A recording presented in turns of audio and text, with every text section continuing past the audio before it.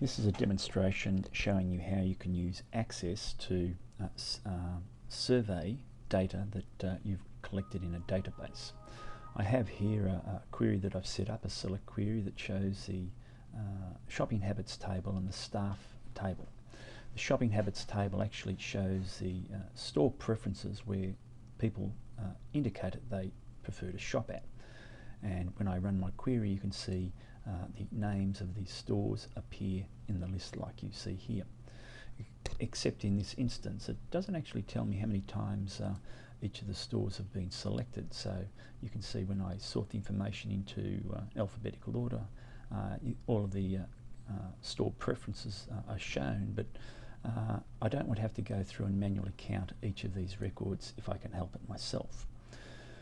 I can go back and change the design of this query and create what's called a total query. A total query enables me to have access or have access count information.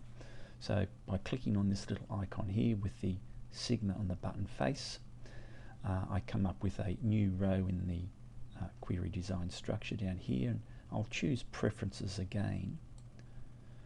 And when I select the field preferences again, I'm going to go to the row group by and choose one of the options.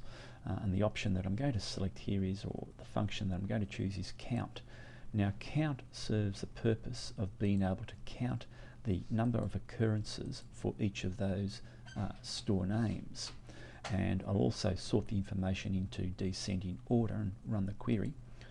And when I run the query, you can see that everyone in the database has indicated their preferences, and Country Road and Myer and Kmart and David Jones have been given the top range of selections.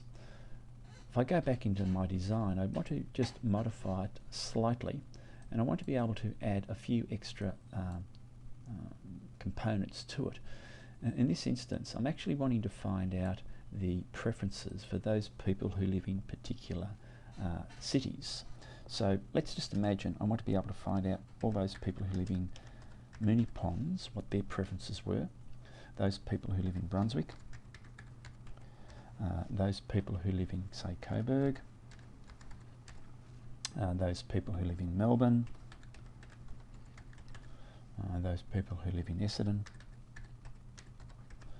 and I type out that information under the city field.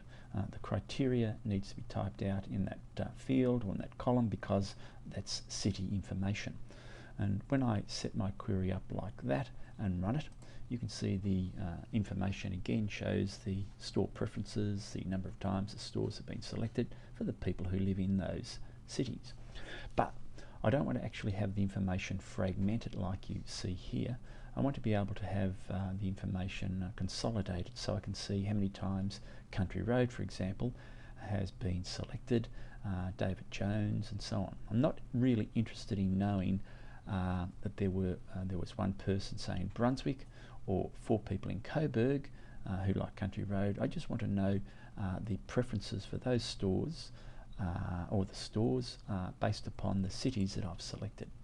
And what I can do to achieve that is to go back to my design, and instead of having group by here, I'm going to use the option or the operator called where.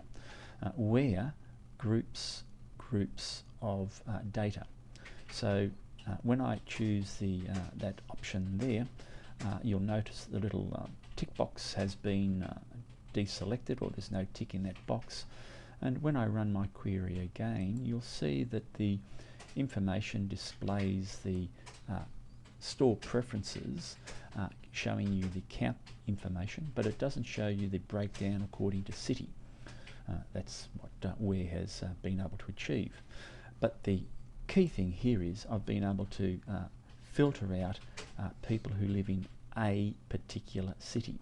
So rather than seeing the total number of people, I can see the preferences for only those people who live in these cities, indicated by the criteria that I've typed out here. End of demonstration.